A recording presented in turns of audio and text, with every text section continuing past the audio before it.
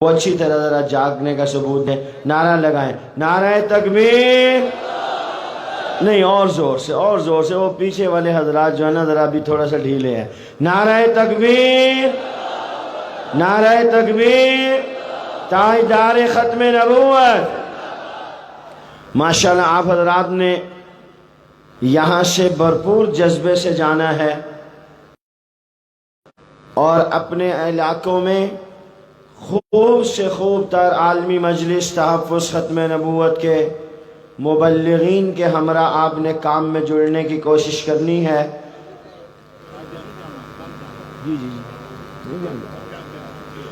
او لالا جی فرما رہے ہیں کہ آج نہیں, کل عصر کے وقت چھٹی ہوگی. آج ہی عصر کا وقت تو شروع ہو گیا نا, آج شروع ہو گئی ہے جمعے کی. تو انشاءاللہ اللہ تعالیٰ کی توفیق اور اس کے فضل و کرم سے آپ تمام حضرات خوب اس کام میں دل جمی کے ساتھ اپنے آپ کو لگائیں گے. اب میں آپ حضرات کے سامنے مخدوم العلماء والصلحاء حضرت حافظ پیر ذوالفقار احمد صاحب نقشبندی دامت برکاتہم العالیہ کو دعوت خطاب دوں گا, جو آپ حضرات کی محبت میں اس کاس کی عظمت کے پیش نظر اپنی بیماری اور پیرانہ سالی کے باوجود یہاں پر تشریف لائے. میں اپنی جماعت عالمی مجلس تحفظ ختم نبوت کے امیر مرکزیہ, نائب امراء اور تمام مبلغین کی طرف سے حضرت کا تہ دل سے شکریہ ادا کرتا ہوں کہ انہوں نے ہماری سرپرستی فرمائی. محترم المقام حضرت حافظ پیر ذوالفقار احمد صاحب نقشبندی دامت برکاتہم العالیہ.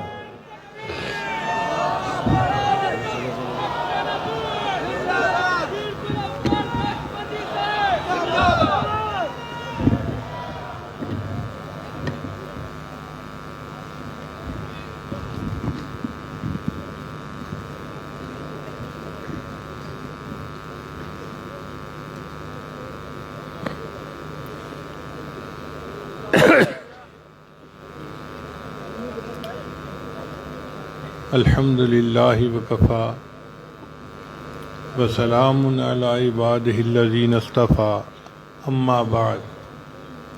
اعوذ باللہ من الشیطان الرجیم, بسم اللہ الرحمن الرحیم. ما کان محمد ابا احد من رجالکم ولکن رسول اللہ وخاتم النبیین وکان اللہ بکل شیء علیما. سبحان ربک رب العزت عما یصفون وسلام علی المرسلین والحمد للہ رب العالمین. اللہم صلی علی سیدنا محمد وعلی آل سیدنا محمد وبارک وسلم. آیت مبارکہ جو تلاوت کی گئی یہ حضرت زید بن حارثہ کے متعلق ہے. وہ ایک غلام تھے مگر نبی علیہ السلام کے بیٹے سمجھے جاتے تھے اور لوگوں نے ان کو زید بن محمد کہنا شروع کر دیا تھا. ان کا واقعہ کتابوں میں موجود ہے. تو اس پر اللہ رب العزت نے فرمایا کہ محمد صلی اللہ علیہ وسلم تم میں سے مردوں میں سے کسی کے باپ نہیں ہیں بلکہ وہ اللہ کے رسول ہیں اور تمام نبیوں میں سے سب سے آخری نبی ہے, خاتم النبیین. اس کا معنی ہے کہ انبیاء میں سب سے آخر میں آنے والے نبی.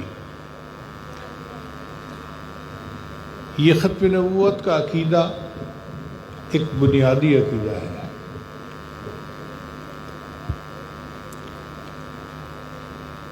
قرآن مجید کی تلاوت کریں تو پہلے رکوع میں اللہ رب العزت نے اس ختم نبوت کے عقیدے کا تذکرہ کر دیا.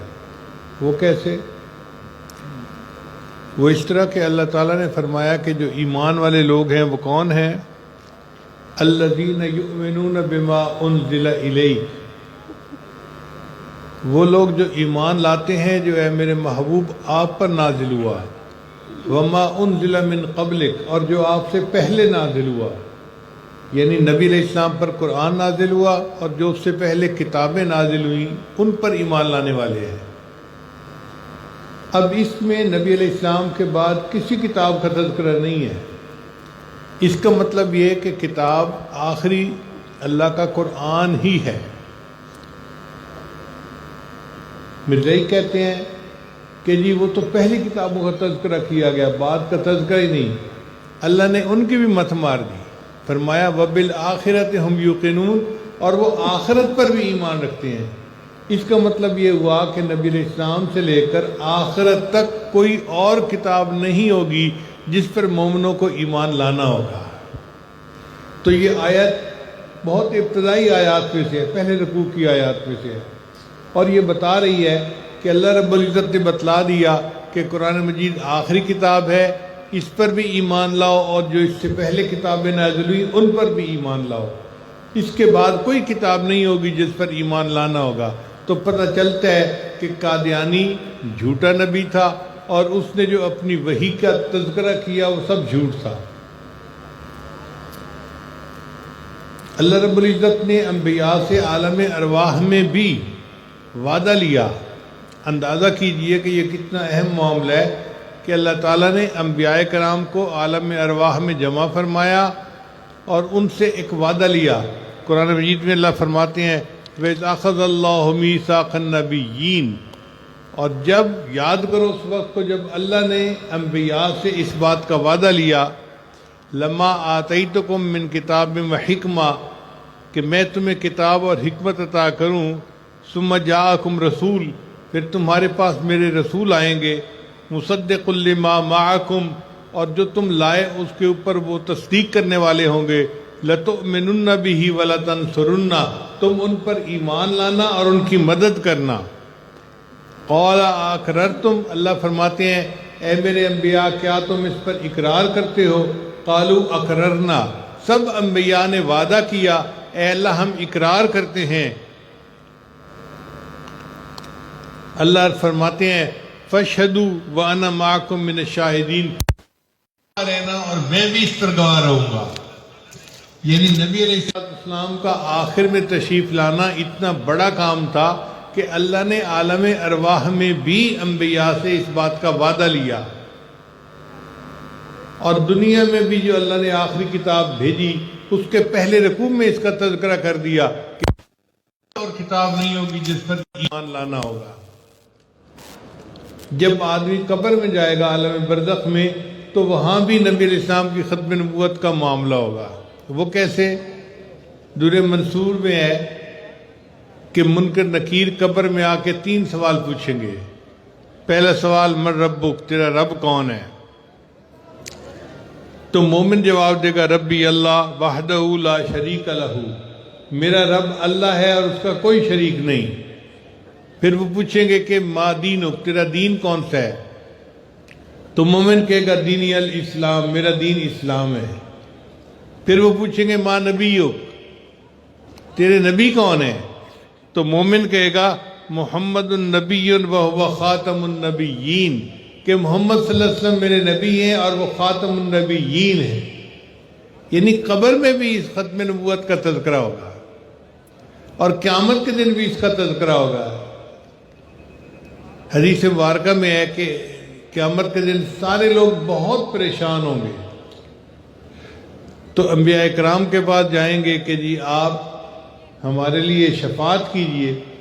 آدم علیہ السلام انکار کر دیں گے، پھر اور انبیاء کے پاس جائیں گے، سب انکار کر دیں گے، اور بالآخر انبیاء سب نبی علیہ السلام کی خدمت میں حاضر ہوں گے اور آ کر کہیں گے کہ آپ اللہ کے نبی ہیں اور انت خاتم الانبیاء، اور آپ تو آخری آنے والے نبی ہیں، آپ اللہ کے حضور سفارش کیجئے کہ اللہ تعالیٰ حساب شروع کرے اور ہم اس سختی سے بچ جائیں۔ تو عالم ارواح میں بھی تذکرہ، عالم دنیا میں بھی تذکرہ، عالم برزخ میں بھی تذکرہ، عالم آخرت میں بھی تذکرہ۔ اس سے اندازہ لگا سکتے ہیں کہ یہ کتنا اہم عقیدہ ہے جس کو اللہ رب العزت نے ہر عالم کے اندر تذکرہ فرمایا ہے۔ اور عجیب بات یہ ہے کہ صحابہ کرام کی جماعت جو نبی علیہ السلام نے تیار کی تھی، ان کے نزدیک یہ متفقہ مسئلہ کہ جو نبوت کا دعویٰ کرے وہ کافر ہے۔ یمامہ کے علاقے میں ایک آدمی تھا، اس کا نام تھا مسیلمہ۔ اس کو مسلمہ کذاب کہا، اس نے نبوت کا دعویٰ کیا، تو سیدنا صدیق اکبر اللہ عنہ نے صحابہ کرام کی جماعت بھیجی ان کے ساتھ جہاد کے لیے۔ سب صحابہ اس بات پہ متفق تھے کہ جو نبوت کا دعویٰ کرے اس کے ساتھ جہاد کرنا ضروری ہے۔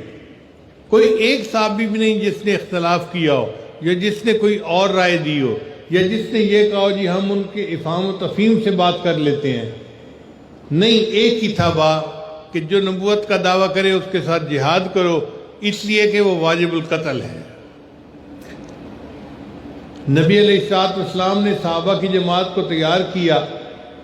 کل صحابہ جو غزوات میں شہید ہوئے ان کی تعداد 259 تھی، یعنی 2259 ان کی کل تعداد تھی۔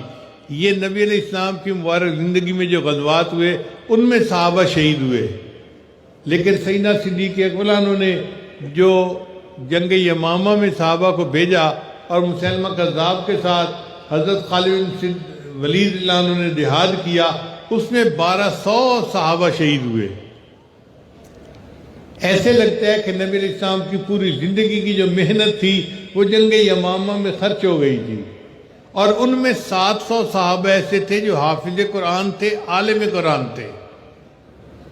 اتنے جلیل القدر حضرات اس جنگ کے اندر شہید ہوئے، اور انہوں نے اپنی جان اللہ کے حضور پیش کی کہ نبی علیہ السلام کی ختم نبوت کا ہم نے دفاع کرنا ہے۔ یہ اتنا اہم مسئلہ ہے۔ اور عجیب بات ہے کہ سیدنا صدیق اکبر عنہ نے مسلمہ کذاب کو بھی ختم کیا تھا اس فتنے کو، اور ان کی وجہ سے اللہ نے جو مسلمہ قادیان تھا اس فتنے کو بھی ختم کیا۔ اب یہ بات آپ کو شاید جلدی سمجھ میں نہ آئے، اس محفل میں بہت سارے نوجوان ہیں جو شاید 70s میں نہیں تھے، تو ان کی یاد دہانی کے لیے میں یہ واقعہ سنا دیتا ہوں۔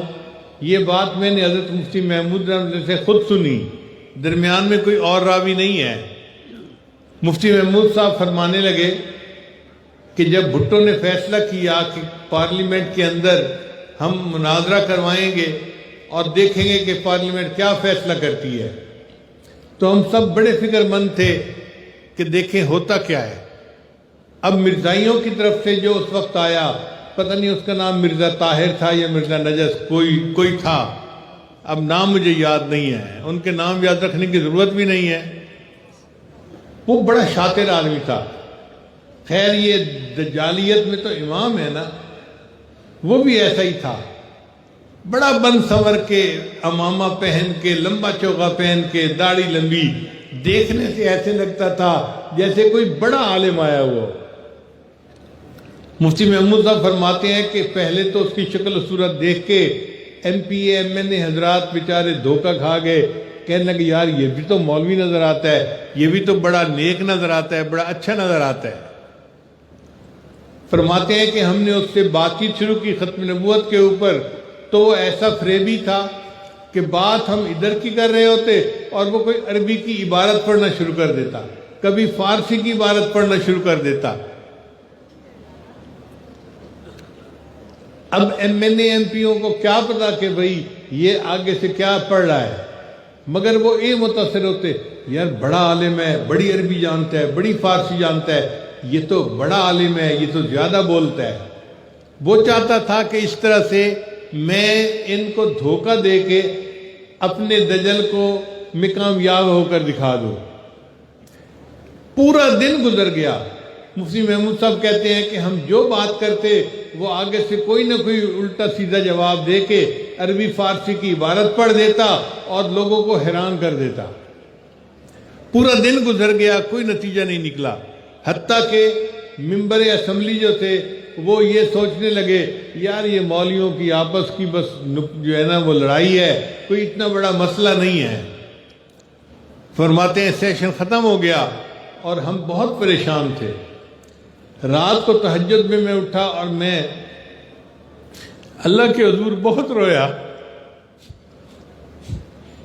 کہ یا اللہ، آپ کے محبوب صلی اللہ علیہ وسلم کی ناموس کا دفاع ہے اور ہم کمزور ہیں، ہم نہیں کر پا رہے، تو ہماری مدد فرما۔ فرماتے ہیں میں نے رو رو کر دعا مانگی تو میرے دل کو سکون ہو گیا، مجھے محسوس ہوا کہ انشاءاللہ خیر ہوگی آج۔ فرماتے ہیں اللہ نے میرے دل میں بات ڈالی۔ اگلے دن جب پھر مجلس شروع ہوئی تو میں نے کھڑے ہو کر صرف ایک کویسچن پوچھا۔ میں نے اس سے کہا کہ مجھے یہ بتاؤ کہ اس امت میں سب سے افضل کون ہے؟ نبی علیہ السلام تو اللہ کے نبی ہیں، ان کی اس امت میں نبی علیہ السلام کے بعد کس کا درجہ ہے؟ فرماتے ہیں جب میں نے یہ سوال پوچھا تو وہ مرزا کہنے لگا جی کہ نبی علیہ السلام کے بعد اس امت میں سب سے زیادہ مرزا قادیانی کا درجہ ہے۔ فرماتے ہیں اس نے یہ لفظ کہنے تھے کہ ایم این اے حضرات کھڑے ہو گئے، کوئی کہنے لگا نہیں ابوبکر صدیق کا درجہ اونچا ہے، شیعہ کہنے لگے نہیں حضرت علی کا درجہ اونچا ہے۔ اب یہ ایک ایسا نقطہ تھا کہ جس پر وہ پھنس گیا اور اسمبلی کے سارے ممبروں نے مل کر کہا یہ پکا کافر ہے، اس کے کفر کے اوپر اعلان جو ہے فیصلہ کر دینا چاہیے۔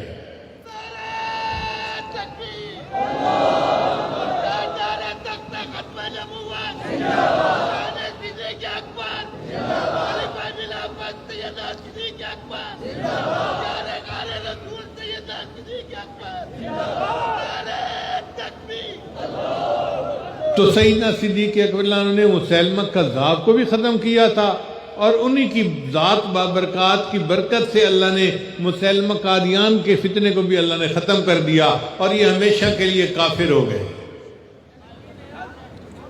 اللہ تعالی ہمیں نبی علیہ السلام کے ناموس کی حفاظت کے لیے قبول فرمائے کہ ہم پوری زندگی نبی علیہ السلام کی اس جو ہے وہ خدمت میں صرف کر دیں۔ آج میرا دل چاہتا ہے کہ میں نبی علیہ السلام کے بارے میں چند اشعار آپ کے سامنے پڑھ کے اپنی بات کو مکمل کرتا ہوں، ذرا توجہ کے ساتھ سنیے گا۔ ملے قطرہ عشق محمد صلی اللہ علیہ وسلم، ملے قطرہ عشق محمد دا، بھئی تخت شہیدی لوڑ نہیں، ملے قطرہ عشق محمد دا، بھئی تخت شہیدی لوڑ نہیں، دل مست رہے وچ مستی دے، بھئی عقل دنائی دی لوڑ نہیں، ملے قطرہ عشق محمد دا۔ میرے قلب سے آ گناہگار دے وچ، تیری یاد دا ڈیوا بلدا رہے، میرے قلب سے آ گناہگار دے وچ، تیری یاد دا ڈیوا بلدا رہے، ول ای جگ اون جگ قبر حشر، کسے بھئی روشنائی دی لوڑ نہیں، ملے قطرہ عشق محمد دا، کر اپنے حبیب دا عشق عطا، جگ سارے تو بے نیاز چکر، کر اپنے حبیب دا عشق عطا، جگ سارے تو بے نیاز چکر، سر جھکدا رہے در تیرے اتے، در در دی گدائی دی لوڑ نہیں، ملے قطرہ عشق محمد دا، ای عبد دا عرض قبول تھی وے، دربار الہی دے اندر، ای عبد دا عرض قبول تھی وے، دربار الہی دے اندر، لوں لوں وچ ہووے عشق نبی، کسے بھئی آشنائی دی لوڑ نہیں، ملے قطرہ عشق محمد دا، بھئی تخت شہیدی لوڑ نہیں، دل مست رہے وچ مستی دے بھئی عقل دنائی دی لوڑ نہیں ملے قطرہ عشق محمد دا اللہ تعالیٰ ہمیں اپنے پیارے حبیب صاحب کی سچی محبت عطا فرمائے اسی محبت پہ ہم زندہ رہیں اور اسی محبت پہ ہم مریں اور قیامت کے دن اپنے آقا کے قدموں میں حاضر ہوں وآخر دعوانا ان الحمدللہ رب العالمین